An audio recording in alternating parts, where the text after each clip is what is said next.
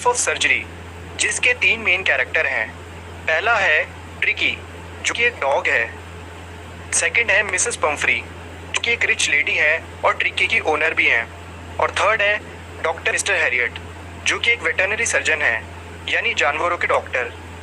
तो कहानी शुरू होती है ट्रिकी से। ट्रिकी एक छोटा डॉग था। ट्रिकी की ओनर मिसेस पंफ्री ट्रिकी से बहुत प्यार करती थी। वह उसे ज़रूरत से ज़्यादा भोजन खिलाती थी। ट्रिकी भी भोजन करने से इनकार नहीं करता था। उसे क्रीम वाले बिस्किट्स और केक बहुत अच्छे लगते थे। मिसेस पंफ्री उसे कॉड लिवर ऑयल व हॉर्लिक्स भी देती थी। कभी कभी तो उसे पीने के लिए महंगी शराब भी दी जाती थी। इन सभी चीज़ों से ट्रिकी फूले हुए कबाब की भांति हो गया था। ट्रिकी अब काफ़ी लेजी हो गया। मिस्टर हैरियट, जो कि जानवरों के डॉक्टर थे, उन्होंने ट्रिकी की कंडीशन को लेकर मिसेस पंफ्री को पहले भी चेतावनी दी थी कि अगर ट्रिकी के खाने पीने पर सख्ती नहीं दिखाई गई और इससे एक्सरसाइज नहीं करवाई तो वह बीमार पड़ जाएगा। और हुआ भी वही। मिसेस पंफ्री ने मिस्टर हैरियट को कॉल करके ट्रिकी की कंडीशन के बारे में बताया। ट्रिकी पूरा दिन कालीन पर पड़ा रहता था। उसे अब उल्टियाँ भी होने लगी। उसकी कंडीशन दिन प्रतिदिन खराब होती जा रही थी।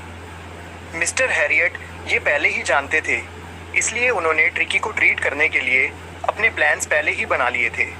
मिस्टर हैरियट ने बोला कि अगर ट्रिकी को हॉस्पिटलाइज नहीं किया गया तो इसकी कंडीशन बहुत बुरी हो जाएगी, इसीलिए इसे जल्दी से जल्दी हॉस्पिटलाइज करना पड़ेगा।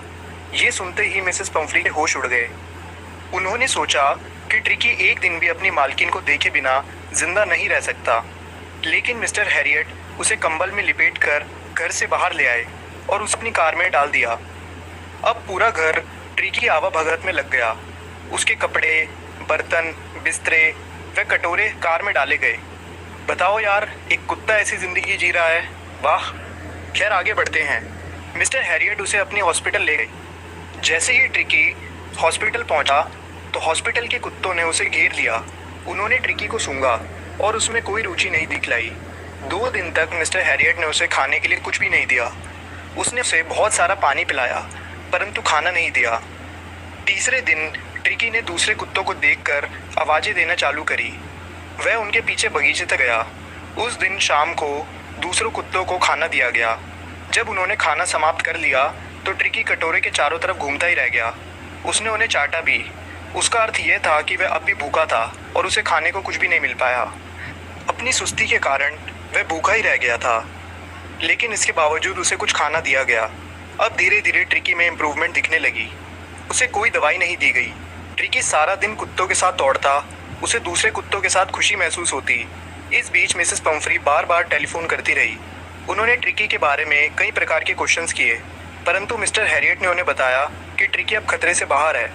मिसेस पंफ्री ने ट्रिकी की जल्दी रिकवरी के लिए डेली 2 दर्जन अंडे, शराब और ब्रांडी भेजनी शुरू कर दी, ताकि वह जल्दी जल्दी ठीक हो जाए।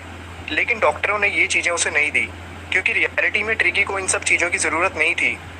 डॉक्टर और उसके असिस्टेंट अंडे, शराब और ब्रांडी का आनंद उठाते थे। 15 दिन के बाद मिसेस पंफ्री ट्रिकी को लेने के लिए आई, परंतु वह तनाव और चिंता में थी। उन्हें कोई उम्मीद नहीं थी कि वह ठीक ठाक हो गया होगा। लेकिन जब मिस्टर हैरियट ट्रिकी को लेकर आए तो वह एकदम कूदकर मिसेस पंफ्री की बाहों में चला गया। वह ये सब कुछ देखकर हैरान थी और बहुत खुश थी। ट्रिकी ने उन्हें चाटना शुरू कर दिया। मिस्टर हैरियट ट्रिकी के लिए लाए गए सारे सामान को वापस गाड़ी में डालने लगे। इन सामानों में ट्रिकी के बिस्तर, खिलौने, तकिए, कोट और कटोरे थे। जैसे ही गाड़ी चली, मिसेस पंफ्री ने खिड़की से बाहर झांक कर देखा। उनकी आंखों में आंसू थे। उनके होंठ कांप उठे। उन्होंने मिस्टर हैरियट को कहा कि ये ट्रिम्फ ऑफ सर्जरी है, यानी ये सर्जरी की विजय है। और दोस्तों, यहाँ ये स्टोरी ख़त्म होती है। तो उम्मीद है दोस्तों आपको ये स्टोरी